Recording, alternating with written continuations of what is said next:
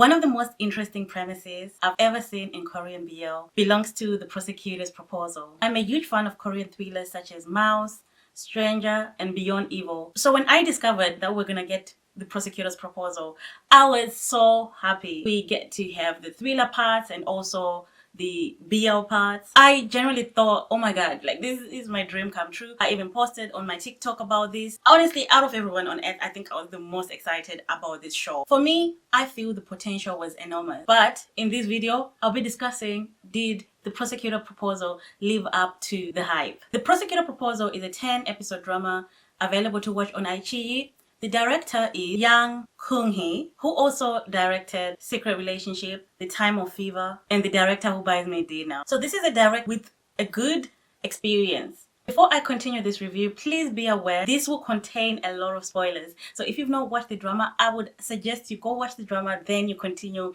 to hear my opinion. The premise is it follows Lee Chang-han, and I will be addressing him as just Lee. Lee is suddenly selected to work alongside a very successful prosecutor called Juntae. Lee is actually not experienced enough to be selected, so when he was chosen and selected, he was very surprised and really was just grabbing life with both hands and just going for it. But as we watch, unfortunately, Juntae did not choose him because his experience at his work, he had his own sinister ideas behind the selection. Lee is the son of the man who is suspected to have killed Juntae's father. Juntae initially hates Lee because he keeps on defending his dad. So when Juntae brings Lee into the office, he is intending to punish him, to humiliate him, and to make him really feel like a very low human being. And this is all while he's investigating this murder that could be connected to both of their dads from the past. On paper, this is such a fantastic premise. We've got enemies to lovers, we've got thriller, we've got serial killers or potential serial killers, we've got past history. The potential and the premises is promising. One is driven by anger and the other is driven by conviction to prove himself that he's useful. What makes this drama really special is that it never deviates to the fact that it is a thriller first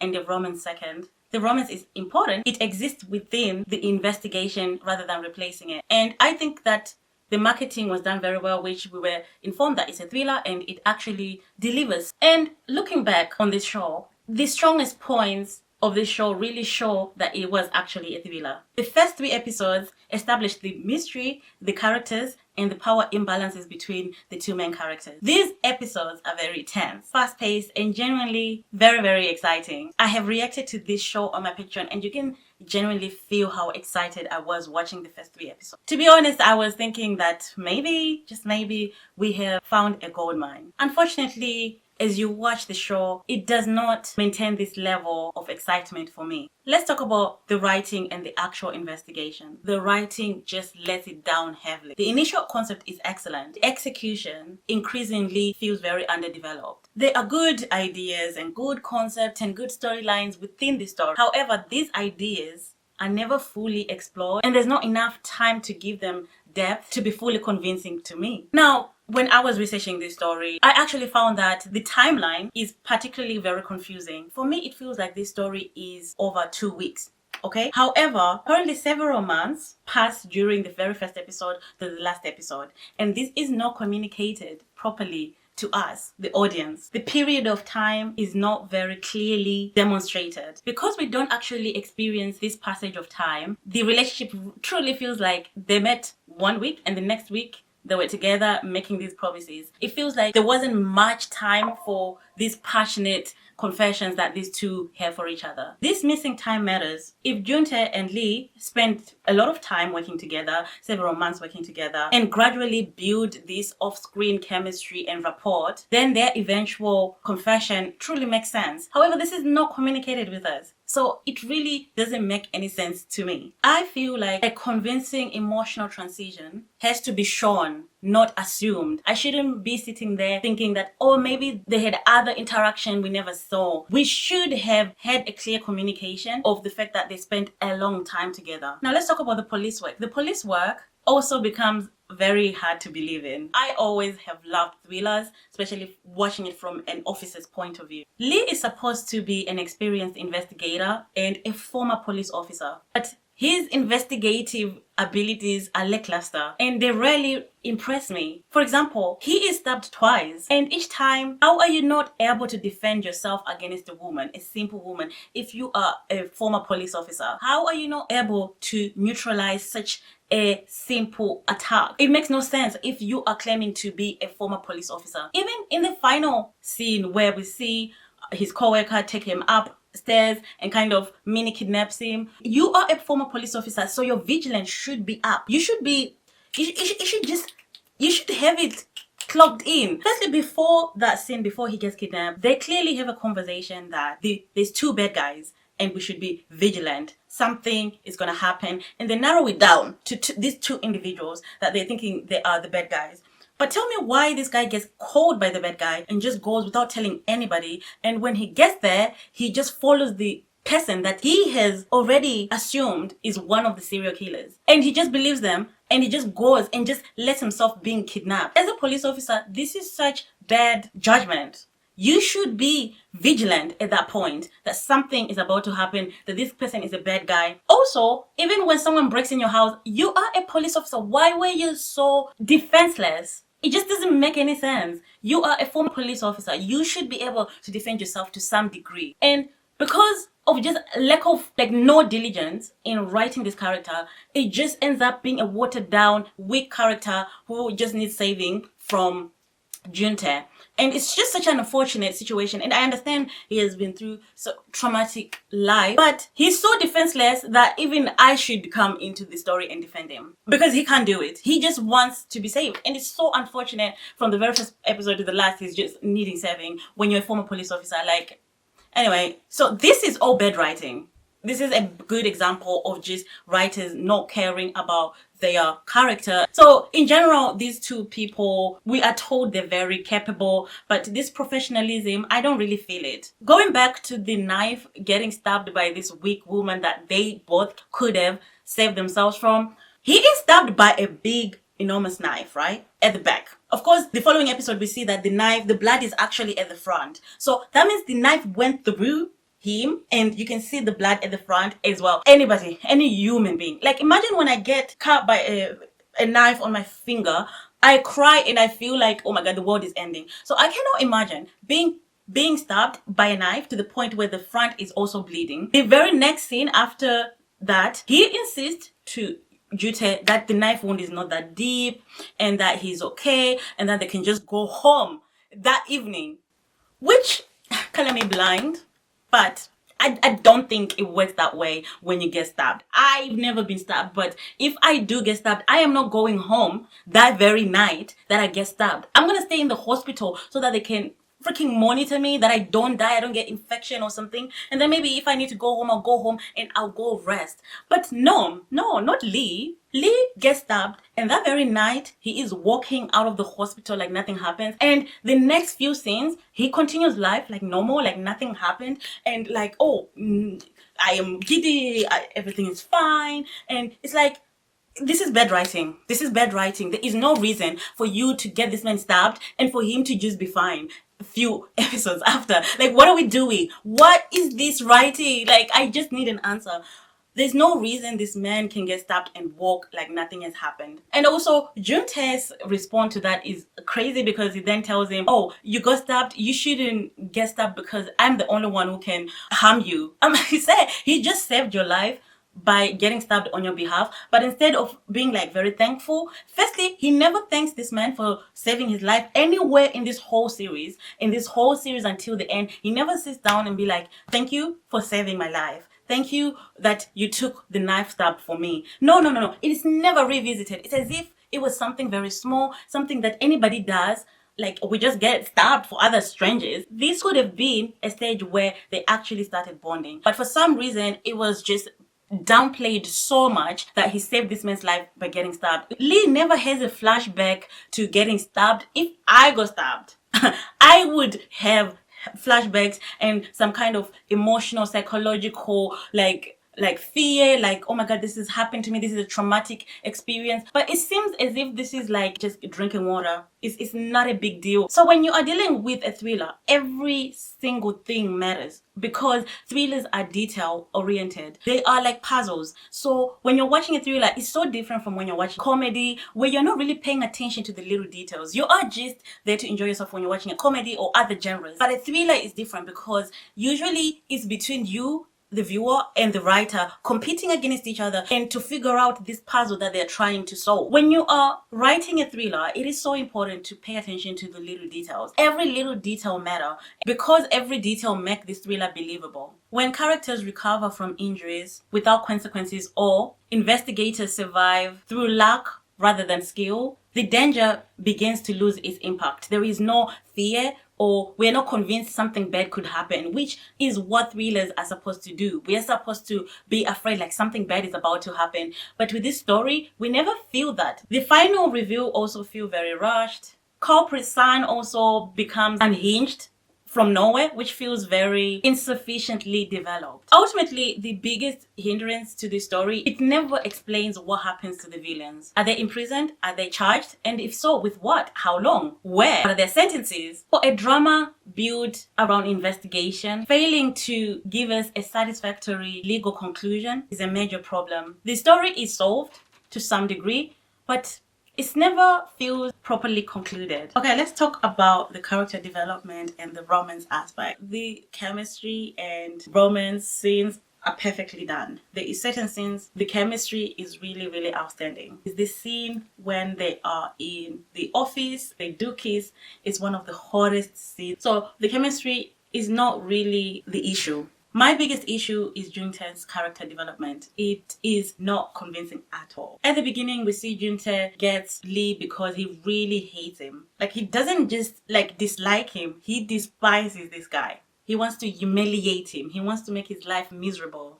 And at first, this creates this fascinating enemies to lovers kind of dynamic. But once you have a setup like this where a character is so mean, you need to work extra hard to make his redemption arc good and make sense for the viewers to see him as this new other person. The gap is too wide. There's a scene where Lee is bullied by his former co-workers. In this scenario, Lee sees it but does nothing about it. But for me, preventing someone to being physically hurt, like how Lee was being hurt, being stepped over by his colleague, it's a basic human response, you know? We automatically want to go and help. For me, Juntae's character doesn't do that. At first, he just sees Lee getting hurt and he doesn't do nothing. For me, by the end of the series, it does not feel like we've had such a huge transformation, emotionally at least. For me, I don't really understand the precise moment that Juntae likes Lee. For me, his feelings appear to change as quickly as someone flipping a switch. He moves from wanting to crush Lee to apparently loving him. But the crucial emotional stages between those two extremes are missing. Also, Lee's feelings are equally confusing for me. Juntae actually treats him horribly, even until episode 8 where he reveals that he's not who he thinks he is, those lies. Yet Lee continues to be emotionally attached to Juntae. After discovering Juntae's real identity and learning why he was selected by him, Lee is devastated and he is home overnight because of an attack. They're then forced to be together, and shortly afterwards the relationship is back to normal within a matter of a few scenes. Why does Lee forgive him so quickly? Why does he decide that being miserable with Juntae is preferable than leaving him? What has Juntae really done to earn this level of devotion from Lee? I can obviously think of the reasons, but the drama doesn't do really a good job demonstrating why exactly he ends up being so in love with this man all of a sudden. Their first intimate scene for me was very uncomfortable because they were both very drunk. And Lee is actually more drunk because he actually says, "I am very drunk." I could not fully enjoy it myself. I know other people can look over this kind of thing, but for me, someone is heavily intoxicated. Can they really make an informed decision to consent in this scenario? There was a little bit of a blurred line there, and I didn't really enjoy this scene. And of course, after the scene, Lee is happy with everything that has happened, and I'm fine with that. But it's like, in the moment though, you were very drunk. Did you really consent? However, the second intimate scene is very good. There is clear consent there. Both characters are actively participating. The desire is mutual. The scene is passionate, intense, and beautifully shot and performed. And it almost erases my earlier discomfort of the first intimate scene. Because in this second intimate scene, the consent is clear, the attraction is very clear. But for me, a strong script would not have needed a second scene to kind of erase my earlier discomfort. Now let's talk about the acting and the chemistry. And if the writing is this drama's weakest spot, the acting is his strongest. Kim Yo-sink and Park Si-woo, I'm so sorry if I'm butchering their names. These two guys do everything they can with the material that we're given. Their contrasting performance style work particularly well together. Kim Yo-sink gives Joo-tae an unpredictable, almost manic energy. A little bit like a sociopath. For me, what's fascinating is that Joo-tae can appear controlled and authoritative and domineering before suddenly being vulnerable and a little bit wearing his heart on his sleeve, pouring his heart out, and those contrasting scenes were performed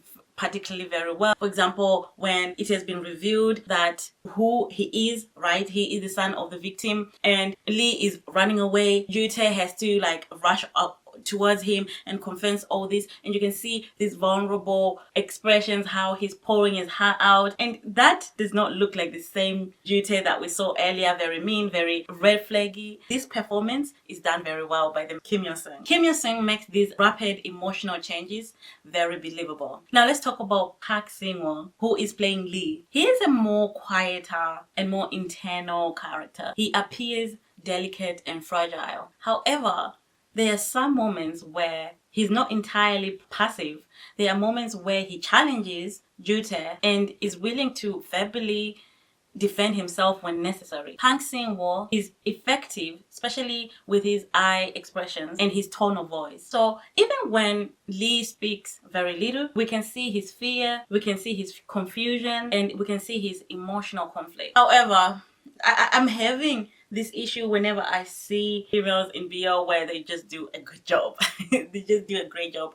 And in this particular BL, the outstanding performance, of course, other than the obvious other scenes, it's the scene where Seo Yan has a confrontation with both of the boys in the car park, where she exposes their identity and reveals the truth that they've been hiding from each other. In this performance, she completely commands the scene. The camera is moving with her. She's moving like this, the camera follows her. She, in that moment, she is the main character. She completely steals the scene, which makes me feel like she should have been given a little bit more scenes, and the tone of the whole show would have changed if she had more presence in the show, because that performance demonstrated how much more complex and threatening the villain can be or should be. So props to the female character who completely steals the show. I will never forget that scene for a very long time. A very outstanding performance. Now let's talk about the chemistry. Like I said earlier, the chemistry between the lead is solid, 10 out of 10. Even before the romance really begin, the whole supervisor and investigator, subordinate, boss kind of scenario is already filled with tension. Every confrontation feels charged with something beyond hatred. As you see their first kiss scene, I think it's in episode 1 or episode 2, where they're in the middle of an argument and all of a sudden they kiss and you're shocked and you're like, oh my god, what is happening? Their intimate scenes are very passionate and believable. There's no awkwardness between the actors. My only complaint is that the intimate scenes were far shorter than this long build-up that we've just had. I would love to see these two actors in another project together. This drama would not be watchable, honestly, if the two main actors didn't have any chemistry between them. Of course, Yo-sink is a very handsome man. He's a very gorgeous man, which really helps because it's like a big eye candy in this show. So that really helps for me. Sometimes I'm just a girl. I see a good looking man and I enjoy it, you know? And that's who he is. He's so good looking, and I just enjoy seeing a good looking man sometimes. Now let's talk about the pacing and the episode structure. To be honest, no matter how much flaws I am describing, I never really get bored watching this show. It is entertaining to some degree. And like I said, having eye candy helps. I do feel that focusing a lot on the investigation was definitely the best creative decision to do. However, because it was less than 30 minutes, we simply didn't have enough time to have a very good story that is well executed. The series' main challenge is that it had to demonstrate and develop a murder investigation, explain two interconnected families who have this complex history, establish several villains and their motives, redeem a morally questionable protagonist, and create a believable enemies to lovers romance with a good redemption arc. It also needed to give us a good conclusion to the bad guy. And unfortunately, this is too much material for the short time run that we have. As a result, the drama moves very quickly, but not smoothly. There's a big difference between fast pacing and rushed storytelling. Fast pacing removes unnecessary material. Rushed storytelling removes material the audience actually needs. And unfortunately, in this case, it was the latter. In my opinion, a few extra episodes or a little bit longer runtime could have significantly transformed this series. Or maybe lesser ideas or concepts. We needed time to really understand the investigation. We also, as the audience, be convinced that their feelings are developed and also experience with them the progression and different stages of their relationship. And we didn't get to have all those things because of the short runtime. And like I said, this story was supposed to be over several months, but it feels like 2 weeks. Cinematography and production. Visually, the series is a strong example of what a lower budget Korean BL can accomplish. It doesn't have elaborate sets, but it never looks cheap. For me, the cinematography has the polished appearance of the typical Korean drama, which I really appreciated. The use of light and the shadows complements the darker tones of the story, which gives the feeling like you're watching a long-form K-drama. The makeup used on the victims is also very convincing and helps the crime scenes look or feel convincing and real. Although the opening scene does use AI, it really never really bothers me because it kind of is utilized in a way where it does make sense. It's a little bit of a darker tone. I wasn't overly bothered or annoyed by it. However, there is a part where AI is used at the end of the series, right at the end when they're confessing their feelings. I didn't particularly like how they filmed the beach scene. It looked way too AI. It looked so unreal. It looked as if it was a dream. At some point I was like, I don't understand what is happening. Is this a dream or is it true? Like what is going on? I didn't like that scene at all. One of my worst scene actually in the whole show. I know that at that point the two characters confessed that they want to date and they like each other, but the way they filmed it, for me, it kind of removed me from enjoying that scene. So we kind of had this ending scene that was completely distasteful. It left a bitter taste in my mouth. I didn't like that. I understand these budget constraints and stuff like that, but it could have been filmed in a park. This is what I think. It could have been filmed anywhere. It could have been filmed in a cafe. It didn't have to be a beach. Like, it could have been anywhere. It didn't have to be this AI generated kind of scene. I didn't enjoy that scene at all because the whole show had such a great consistency, and that one scene dropped the quality of the whole show like so many degrees down. And it was so evident, you know, it didn't look like other scenes. And it's such a shame because that was the scene that should have given us this, oh, they lived happily ever after. But all I'm thinking is, well, why did they film it that way? In terms of the soundtrack, I actually really enjoyed the opening song. I still dance to it.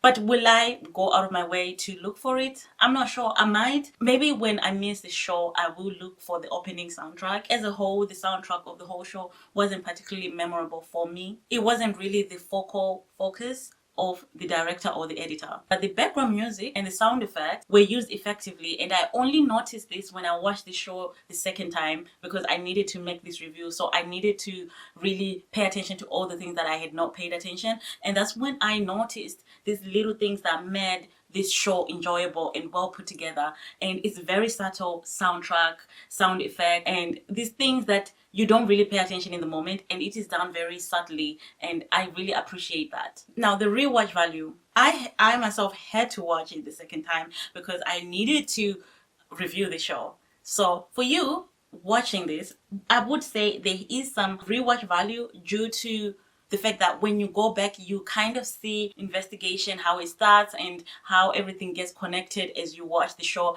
And I found that the investigation part was a little bit confusing at the beginning, but as you watch it the second time, things kind of start making sense a little bit more. And you kind of see details that you might have missed the first time. I would also rewatch this for the chemistry, of course. The scene in the office, I think I've talked about it. Oh my god, one of my favorite scenes where they just make out in the office. It was honestly just spectacular, amazing, stellar performance. However, if you do rewatch this, the writing mistakes and problems can be a little bit very obvious, and the inconsistencies in the investigation and character development can become very hard to ignore the second time around. My final verdict: the Prosecutor proposal has a fascinating contradiction. On one hand, it has the most exciting premises in BL this year, with 2 talented leading actors with extraordinary sexual chemistry, strong production values, and a crime investigation that is genuinely engaging in its best moment. However, on the other hand,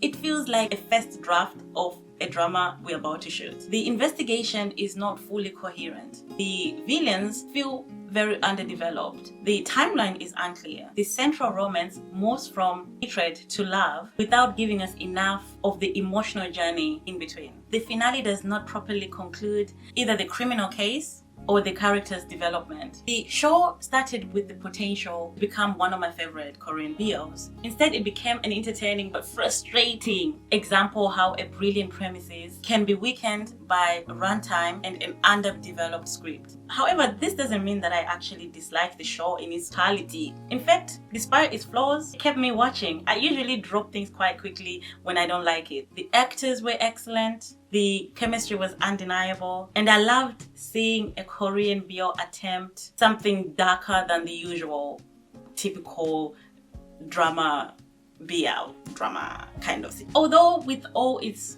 flaws, I still think this is something worth watching, especially right now. I think it is got one of the most unique premises. Just don't expect something like Mouse or Beyond Evil or Stranger. It's an ambitious mini drama that reaches for that level of complexity but does not have the time or the writing to fully achieve it. To conclude my rating, for the acting, I'll give it a 10 out of 10. Chemistry is 10 out of 10. For writing, it's a 1 out of 10. Okay, that's too harsh.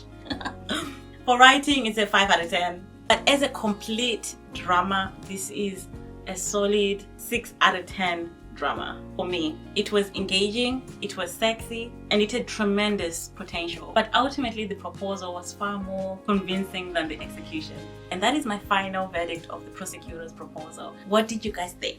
Did you guys like it? Do you agree with my rating of 6 out of 10? What would you give this show? And what are your thoughts about this show? And I really wish the boys all the best in their future, and I hope I see them in another BL drama. I did react to this drama on my Patreon, and it's fully there, all the 10 episodes. If you want to watch them, they will be in the description down below. And yes, thank you guys for watching, and I'll see you in the next video. Bye.